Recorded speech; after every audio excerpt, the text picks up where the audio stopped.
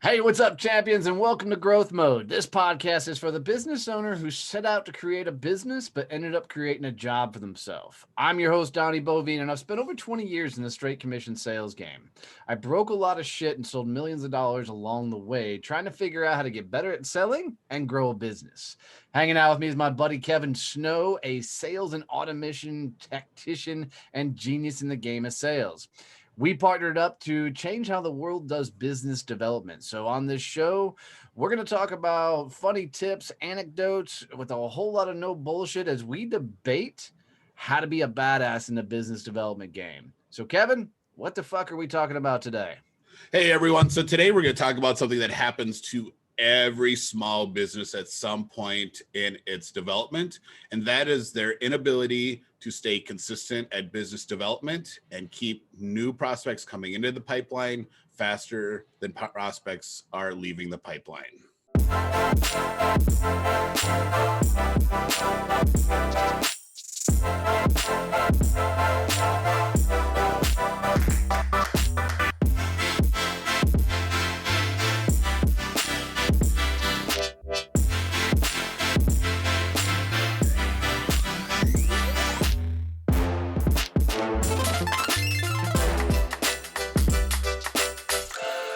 So what I know is I don't give a fuck who you are.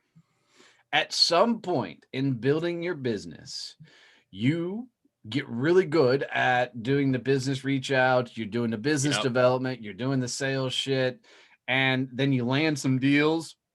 And the next thing you know, you're inundated with business operations, accounting, all the shit, doing all the things. And then you look up and holy shit, you have an empty fucking pipeline. And I mean, it happens to us all because we don't stay disciplined in the moment of doing the reach outs and the things we need to do. So as we go through this, is going to be, how do we stay in that game and what are some tactics and tips to get there? Kevin, why do you think so many people struggle with, staying consistent in leading business development? I think a big piece of it, there's a lot of things going through my head right now, so I'm trying to pick one. That's what happens when you deal with a fucking introvert. They start thinking and everything goes to fucking scramble. Lots of stuff. So one of the big things is business development isn't fun for a lot of business owners. They would much rather be doing their thing in their genius zone. Thank you, Landon. I use that term all the time. And, like me, I'd rather be in my automation systems building really cool campaigns and tools for people. He misspelled. He'd rather be watching fucking Star Wars and geeking out with lightsabers. I can do them at the same time, Harry Potter boy. Right. Well, I mean, there's some truth there, right? Is we're geeking out in the simple and the little things and that we forget to do the other stuff. But I want to make the argument that business development should actually be a lot of fucking fun, right? It can be. I totally agree. Well, there's no can be. It is. If it's not, you're fucking doing it wrong. Well, yeah, and that's I think a big piece of it. When I was doing B2B sales, that was my full-time job. Business development tasks for me was telemarketing. And this was back in the 90s, pre-social dinosaurs, media. Pre-dinosaurs, you can say it. Yeah, I'm not that much older than you. Shut up. But there wasn't social media where you could do your reach outs that way. You couldn't do lives on Facebook. There wasn't those types of events. It was smiling and dialing and door knocking. And of the two, smiling and dialing was the least offensive to me.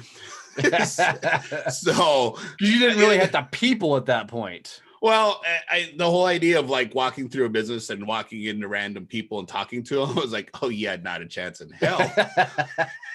I love that honesty. But I've done it, and usually we'd go out in teams and we'd hit like one of the downtown high rises and just hit doors and businesses and see how long it took us to get kicked out of the building.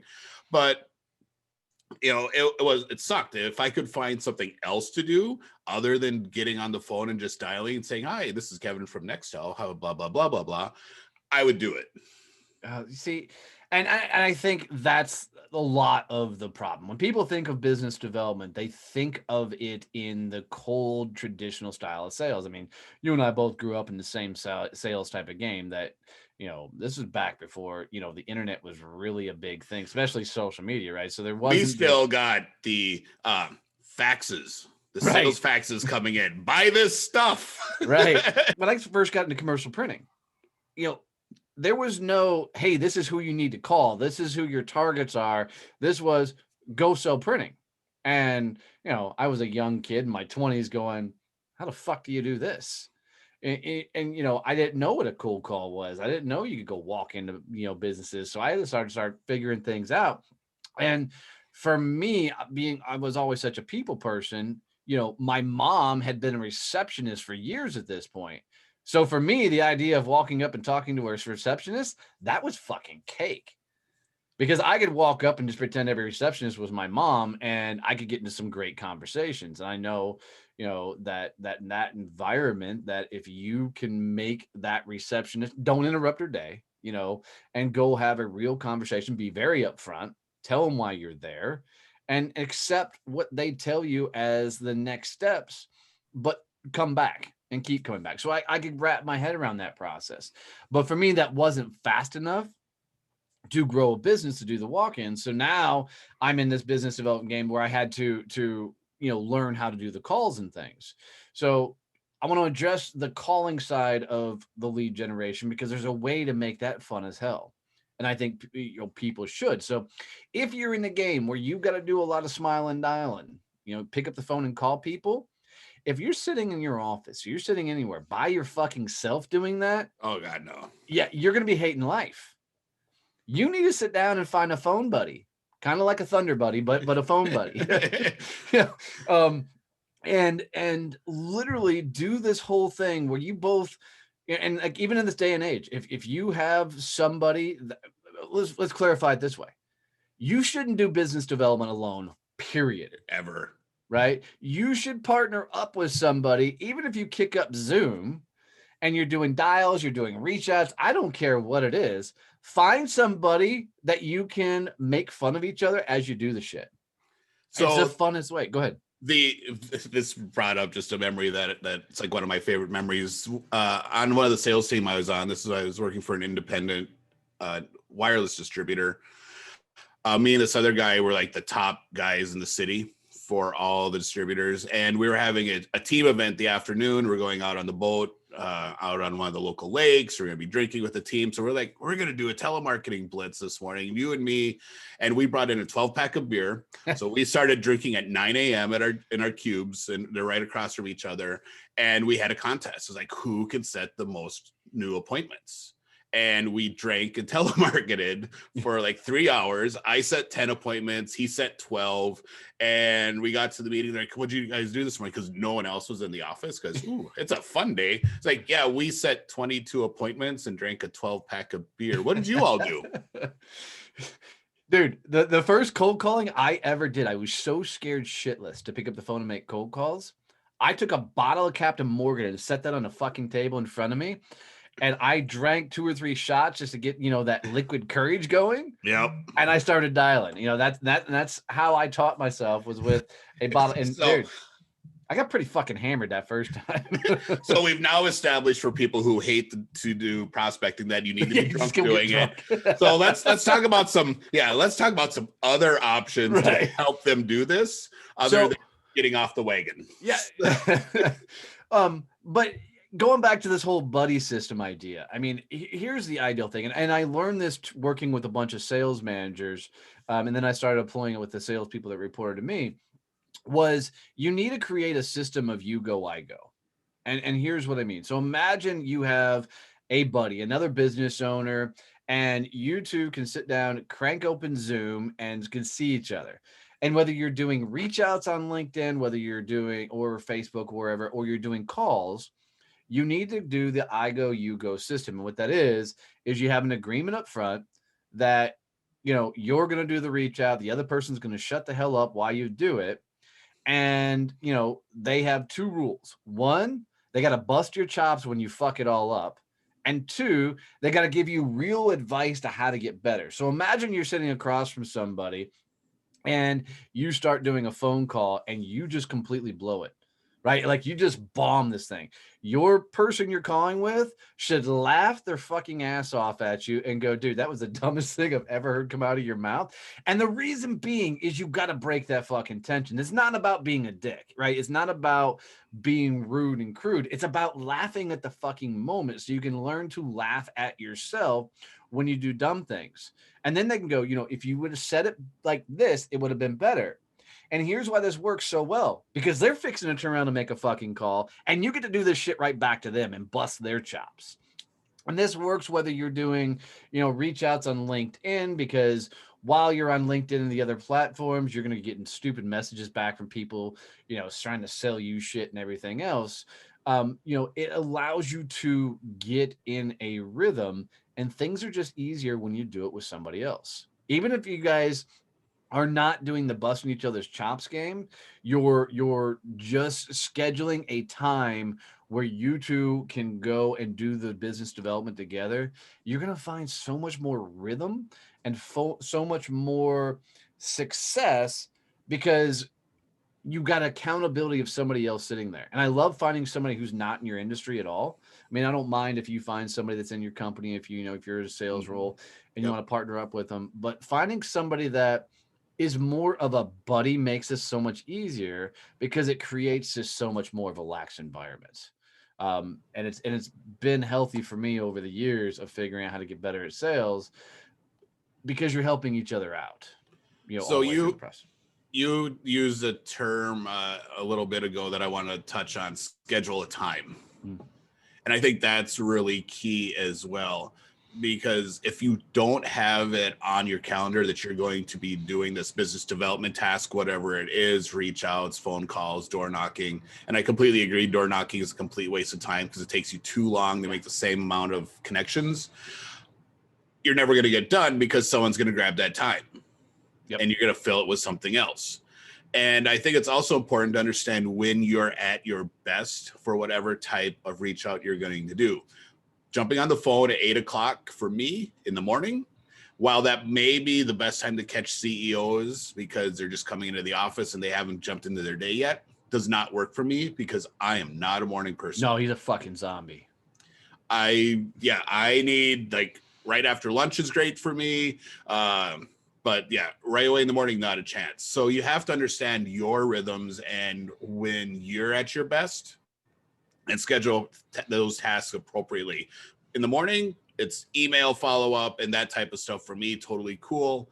I'll send out cold emails, follow-ups for that type of stuff. But actual talking to people, unless it's a client or some established relationship, not happening.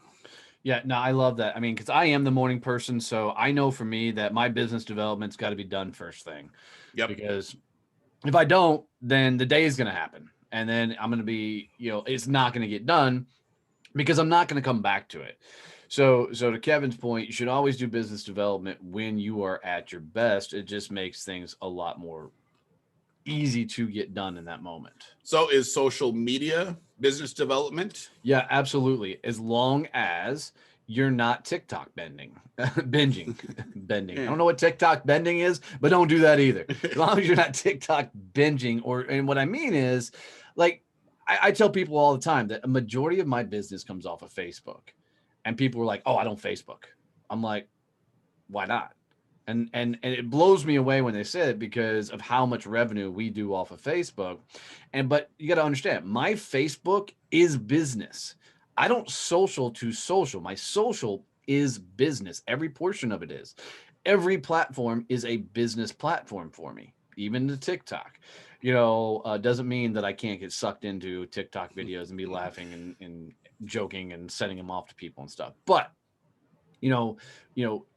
every activity that gives you an opportunity to get to a final sales conversation is a business development activity. You need to treat it as such. So you've got to understand what is the behavior in that social platform that turns it into a business development activity. And the simplest one you guys can do is literally sending DMs, direct messages, private messages, commenting on people's stuff as long as it's a business maneuver in there. But you need to set very disciplined things inside of those. So if you're going to do reach outs, set a limit of how many reach outs you're going to do. If you're going to do comments, how many comments you're going to do. If you're going to engage, interact, how long of a time period are you going to give yourself in that moment, and set a fucking timer, because you know, if you get sucked into TikTok, you know, and you're going to be commenting on videos or anything else, you're going to end up scrolling, and next thing you know, you're going to blow an hour because you're watching videos. Set a timer that says, okay, cool, I'm out. Right? Yeah. And we've been talking a lot about the unfun parts of business development, you know, cold calling, telemarketing, all that type of stuff. But, you know, I use Facebook a lot in groups, and I use groups as my prospecting tool. And then it's, you know, it is making comments and replying and initializing those conversations. Well, and I think we should do a whole episode on, you know, how do we do the different social platforms and really how to do those. So we'll put those in there as additional episodes, you know, how to do Instagram for business, Facebook for business, LinkedIn for business, and TikTok, and even Clubhouse now, because that's a new badass thing. And Kevin's excited. He, you know, as we record this episode, he gets to actually get on Clubhouse for the first time. So he's got his iPhone and is going to come join the land of Clubhouse people. So yeah, all my friends are like giving me crap. Like, you bought an iPhone just to get on Clubhouse. I'm like, it's a business thing. Yes, I'm not getting off my Samsung because they're better. Right. I agree. I'm not an Apple guy, but I've got a freaking iPhone just for Clubhouse. So guys, for this episode, I think the biggest takeaways is turn business development into a fun activity that you want to do.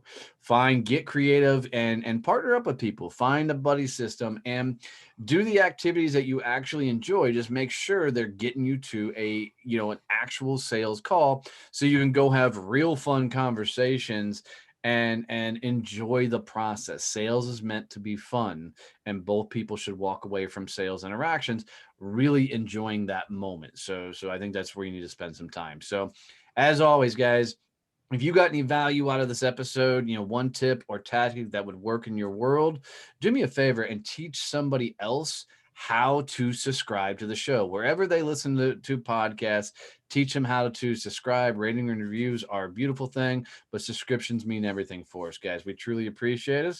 Thanks for tuning in to Growth Mode. Stay out of trouble, and we'll catch you next time.